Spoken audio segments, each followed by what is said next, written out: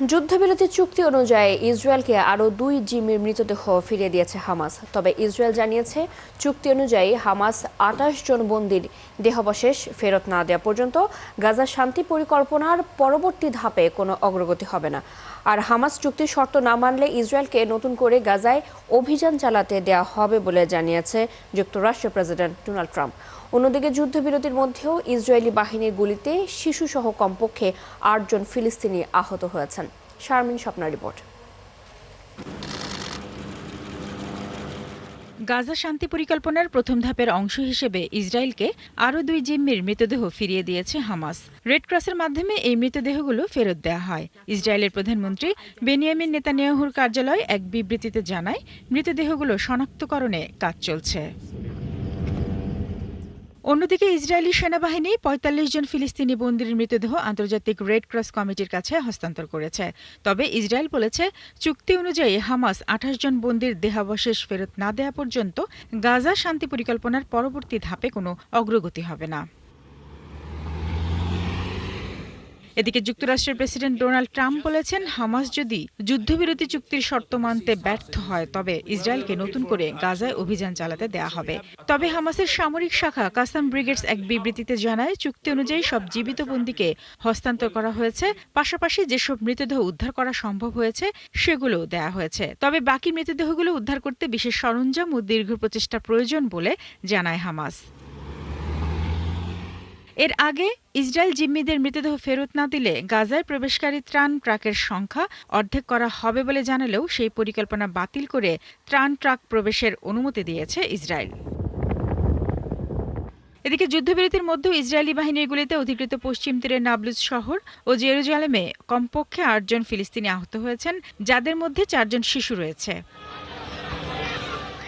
শারমিন স্বপ্না, ৭১। গাজায় যে শান্তি চুক্তি হয়েছে তা অস্পষ্ট বলে মনে করছেন বিশেষজ্ঞরা। তারা মনে করছেন, এতে করে যুদ্ধবিরতি দীর্ঘস্থায়ী নাও হতে পারে।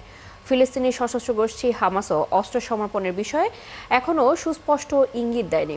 তবে যুদ্ধবিরতি পরিকল্পনাটি কতটা কার্যকর হবে তা নিয়ে তৈরি হয়েছে বিভিন্ন বাধা ও সংশয়। বিস্তারিত রিপোর্টে।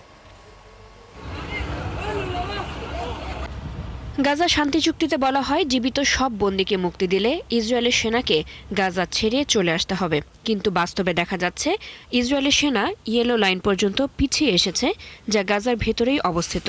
ফলে এখনও গাজার অর্ধেক অংশ ইসরায়েলের সেনার দখলে, এমনটাই বলছেন আন্তর্জাতিক বিশ্লেষকরা। মিশরের শার্ম আল শেখে বিশ্ব নেতাদের সাথে ট্রাম্পের সম্মেলনকেও বিশেষজ্ঞরা বলছেন প্রতীকী। কারণ সম্মেলনে ইসরায়েল বা হামাস কোনো পক্ষের প্রতিনিধি উপস্থিত ছিলেন না। ফলে এই বৈঠকে বাস্তব কোনো সমঝোতার সম্ভাবনা নেই বলেই মনে করছেন তারা। ট্রাম্প সম্মেলনে সফলতা দাবি করলেও ফিলিস্তিনি রাষ্ট্র প্রতিষ্ঠা, যা এই অঞ্চলের দীর্ঘদিনের সংঘাতের মূল কেন্দ্রবিন্দু, সে বিষয়টিও এখনও অস্পষ্ট। হামাসের ভবিষ্যৎ কী হবে, ইসরায়েলি সেনা কবে গাজা থেকে সরে যাবে এবং যুদ্ধ পরবর্তী গাজা কে শাসন করবে, এসব ইস্যু সমাধানে দীর্ঘ ও জটিল আলোচনার প্রয়োজন হবে বলে মনে করছেন পর্যবেক্ষকরা। হামাস ও ইসরায়েলের মধ্যে বেশ কিছু গুরুত্বপূর্ণ বিষয়ে এখনো মতবিরোধ রয়ে গেছে। কিছু বিষয়ে বিস্তারিত তথ্য এখনো সামনে আসেনি। এসব নিয়ে আলোচনা আরও প্রয়োজন। গাজার ভবিষ্যৎ কি হবে তা নিয়ে ভাবা উচিত। যুদ্ধবিরতির স্থায়িত্ব নিয়ে সংশয়ের মাঝেই গাজায় প্রতিশ্রুত মানবিক সহায়তার পরিমাণও এখনও কার্যকর হয়নি। 22 লাখ মানুষের এই ঘনবসতিপূর্ণ উপত্যকায় বাড়ছে দুর্ভিক্ষের আশঙ্কা। চৈতি সরওয়ার, ৭১। নারীদের ওপর নতুন ফতোয়া জারি করেছে আফগানিস্তানের তালেবান সরকার। এখন থেকে গৃহস্থালির কাজকর্মে আর জলাশয়ে যেতে পারবেন না নারীরা। চলতি মাসের 5 তারিখ তালেবানের সর্বোচ্চ নেতা হিবাতুল্লাহ আখুন্দিজাদা এর নির্দেশনা দেন। দেশটির কান্দাহার প্রদেশে খাল, পুকুর এবং জলাধারের মতো স্থানে গোসল, কাপড় এবং গৃহস্থালির জিনিসপত্র ধোয়া নিষিদ্ধ করা হয়েছে। আর এই আদেশ লঙ্ঘন করলে শাস্তির মুখোমুখি হতে হবে বলেও কড়া হুঁশিয়ারি দেওয়া হয়েছে বলে জানিয়েছে আফগান টাইমস। এছাড়া প্রদেশটিতে আরও এক নিষেধাজ্ঞা জারি করেছে তালেবান সরকার। নারীদের পোশাক সেলাই করতে পারবেন না পুরুষ দর্জি। গত মাসে গোপনে নারীদের কাপড় সেলাই করায় 10 দর্জিকে গ্রেপ্তার করা হয়েছে। পাকিস্তান আফগানিস্তানের নতুন করে সীমান্ত সংঘাতের পর উভয় দেশই আগামী 48 ঘন্টার জন্য অস্থায়ী যুদ্ধবিরতিতে রাজি হয়েছে। পাকিস্তানের পররাষ্ট্র মন্ত্রণালয় এই ঘোষণা দিয়েছে। পাকিস্তানের পররাষ্ট্র দপ্তরের এক বিবৃতিতে বলা হয়েছে, আফগান তালেবান সরকারের অনুরোধে এবং পারস্পরিক সম্মতিতে দুই দেশ 48 ঘন্টার জন্য অস্থায়ী যুদ্ধবিরতিতে সম্মত হয়েছে। বুধবার সন্ধ্যা 6টা থেকে এই যুদ্ধবিরতি কার্যকর হয়। পাকিস্তানের পররাষ্ট্র দপ্তর জানিয়েছে, এই সময়ে উভয় পক্ষ সমস্যাটির একটি ইতিবাচক ও টেকসই সমাধান খুঁজে বের করার লক্ষ্যে গঠনমূলক আলোচনায় অংশ নেবে। এর আগে পাকিস্তানের একটি নিরাপত্তা সূত্র দাবি করেছে, পাকিস্তান সেনাবাহিনী আফগানিস্তানের কান্দাহার প্রদেশে তালেবানের গুরুত্বপূর্ণ ঘাঁটিগুলোতে সুনির্দিষ্ট হামলা চালিয়েছে। এতে আফগান তালেবান ব্যাটালিয়ন নম্বর 4 এবং সীমান্ত ব্রিগেড নম্বর 6 সম্পূর্ণরূপে ধ্বংস হয়ে যায়। এছাড়া কয়েকজন বিদেশি এবং আফগান কর্মী নিহত হয়। 4 বছর পর ভারত সফর করছে তালেবান সরকারের পররাষ্ট্রমন্ত্রী আমির খান মুত্তাকির নেতৃত্বাধীন আফগান প্রতিনিধি দল। মুত্তাকির সপ্তাহব্যাপী এই সফরকে বলা হচ্ছে যুগান্তকারী। বিশ্লেষকদের মতে, তালেবান নেতৃত্বকে আতিথ্য জানিয়ে ভারত আসলে তালেবান সরকারকে বৈধতা ও কার্যত স্বীকৃতি দিচ্ছে। এখন প্রশ্ন হচ্ছে, ভারত কি আশা করছে তালেবানের কাছ থেকে, আর তালেবানের লাভই বা কোথায়? বিস্তারিত মনিরুজ্জামান বাবুর রিপোর্টে। ভূ রাজনৈতিক কূটনীতিতে কখনো কোনো দেশ কারো বন্ধুতে পরিণত হয়, আবার মুহূর্তেই সম্পর্ক বদলে যায় শত্রুতায়। দৃষ্টিভঙ্গি ও সম্পর্কের এমন কৌশলগত পরিবর্তনের সবশেষ উদাহরণ ভারত ও আফগানিস্তানের তালেবান সরকারের মধ্যে সম্পর্ক। গত সপ্তাহে তালেবান সরকারের পররাষ্ট্রমন্ত্রী আমির খান মুত্তাকির নেতৃত্বাধীন আফগান প্রতিনিধি দল ভারত সফরে আসে। ভারতে তালেবানের কোনো নেতার এটাই প্রথম সরকারি সফর। জাতিসংঘের নিষেধাজ্ঞার তালিকায় থাকা মুত্তাকি বিশ্ব সংস্থার অস্থায়ী ভ্রমণ ছাড়পত্র নিয়ে ভারতে এসেছেন। মুত্তাকি ভারতকে ঘনিষ্ঠ বন্ধু বলে আখ্যা দেন। এক যৌথ বিবৃতিতে নয়াদিল্লি ও তালেবান জানায়, তারা ঘনিষ্ঠ যোগাযোগ বজায় রাখবে ও নিয়মিত আলোচনায় থাকবে।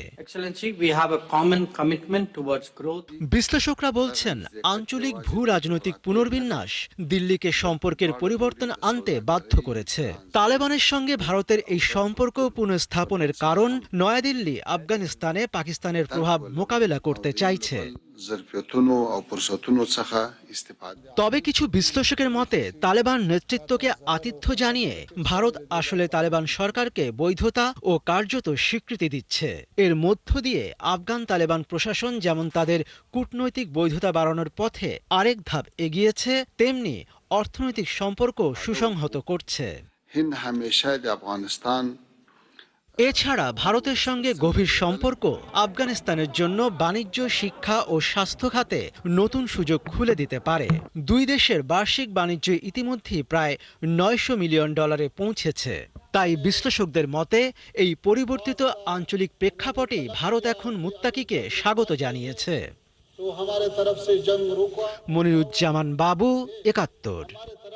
ভারতের প্রধানমন্ত্রী নরেন্দ্র মোদী রাশিয়া থেকে তেল কেনা বন্ধ করতে রাজি হয়েছেন বলে জানিয়েছেন মার্কিন প্রেসিডেন্ট ডোনাল্ড ট্রাম্প। ট্রাম্প সাংবাদিকদের বলেন, মোদী তাকে আশ্বাস দিয়েছেন যে ভারত খুব শিগগিরই রুশ তেল কেনা বন্ধ করবে। তিনি এটিকে বড় সিদ্ধান্ত বলে উল্লেখ করেন। ইউক্রেন যুদ্ধ বন্ধে রাশিয়ার উপর অর্থনৈতিক চাপ বাড়াতে যুক্তরাষ্ট্র যে পদক্ষেপ নিচ্ছে, এটি তারই অংশ বলেও জানিয়েছেন তিনি। যদিও ওয়াশিংটন ডিসিতে অবস্থিত ভারতীয় দূতাবাস এই বিষয়ে কোনো মন্তব্য করতে রাজি হয়নি। তবে ট্রাম্প স্বীকার করেন, ভারত হঠাৎ করে রুশ তেল কেনা বন্ধ করতে পারবে না। এটা কিছুটা সময় সাপেক্ষ প্রক্রিয়া বলে জানান তিনি। ইন্দোনেশিয়ার পশ্চিমাঞ্চলে একটি তেলবাহী জাহাজে আগুন লেগে 10 জন নিহত এবং 21 জন আহত হয়েছে বলে স্থানীয় পুলিশ জানিয়েছে। পুলিশ প্রধান জানান, বাটাম দ্বীপের একটি জাহাজ মেরামত কারখানায় নোঙর করা MT ফেডারেল 2 নামের জাহাজে এই আগুন লাগে। দ্বীপটি সিঙ্গাপুরের কাছাকাছি অবস্থিত। জাহাজের একটি স্টোরেজ এলাকা থেকে স্ফুলিঙ্গ ছিটকে আগুনের সূত্রপাত হয়। আগুন প্রায় 1 ঘন্টা পর নেভানো সম্ভব হয়। নিহত ও আহতদের 4টি হাসপাতালে পাঠানো হয়েছে এবং আগুনের কারণ অনুসন্ধানের তদন্ত শুরু হয়েছে। দুর্ঘটনার সময় জাহাজটিতে কোনো তেল বহন করা হচ্ছিল না। মেরামতের আগে সেটি খালি করে রাখা হয়েছিল। ইন্দোনেশিয়ার দক্ষিণাঞ্চলীয় প্রদেশ পূর্ব নুসা তেঙ্গারায় অবস্থিত আগ্নেয় পর্বত লেওতবি লাকি থেকে লাভার উদগীরণ শুরু হয়েছে। আগ্নেয়গিরি জেগে ওঠে আশেপাশের এলাকা থেকে সরিয়ে নেওয়া হয়েছে হাজারো মানুষকে। এরই মধ্যে হাজারের অধিক মানুষকে সরানোর কাজ শেষ করেছে উদ্ধারকারী বাহিনী। গত মঙ্গলবার থেকে সক্রিয় হয়েছে লেউতবি লাকি, তবে লাভার উদ্গীরণ শুরু হয়েছে বুধবার থেকে। প্রশাসন জানিয়েছে আগ্নেয়গিরি থেকে নিক্ষিপ্ত হয়ে প্রায় 10 কিলোমিটার পর্যন্ত উপরে উঠছে ধোঁয়া এবং ছাই। লেউতবি লাকির আশেপাশে না যেতে সাধারণ লোকজন এবং পর্যটকদের নির্দেশনা দিয়েছে দুর্যোগ মোকাবিলা দপ্তরের পূর্ব নুসা তেঙ্গারা শাখা। লেউতবি লাকি পর্বতটির উচ্চতা 5,197 ফুট। দক্ষিণ আমেরিকার দেশ ভেনেজুয়েলায় গোপন অভিযান চালানোর অনুমোদন দিয়েছেন মার্কিন প্রেসিডেন্ট ডোনাল্ড ট্রাম্প। একই সাথে ক্যারিবীয় সাগরে সাম্প্রতিক সংঘাতের মধ্যে তিনি দেশটির ভেতরে স্থল হামলারও ইঙ্গিত দিয়েছেন। বৃহস্পতিবার এক প্রতিবেদনে এ তথ্য জানিয়েছে সংবাদ মাধ্যম আল জাজিরা। প্রতিবেদনে বলা হয়, সংবাদ মাধ্যমটি বলছে ভেনেজুয়েলায় গোপন অভিযানের জন্য তিনি সেন্ট্রাল ইন্টেলিজেন্স এজেন্সি CIA কে অনুমোদন দিয়েছেন বলে স্বীকার করেছেন প্রেসিডেন্ট ডোনাল্ড ট্রাম্প। এছাড়া ক্যারিবীয় সাগরে ভেনেজুয়েলার নৌযানে একাধিক প্রাণঘাতী হামলা চালিয়েছে যুক্তরাষ্ট্র। আর এসব হামলার পর ওয়াশিংটন ও কারাকাসের উত্তেজনা বেড়ে গেছে এবং তার প্রশাসন এখন দেশটির ভেতরে স্থল অভিযান চালানোর বিষয়টিও বিবেচনা করছে।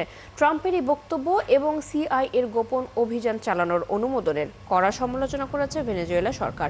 যুক্তরাষ্ট্র আন্তর্জাতিক আইন ও জাতিসংঘ সনদ লঙ্ঘন করছে বলেও অভিযোগ করেছে দেশটি।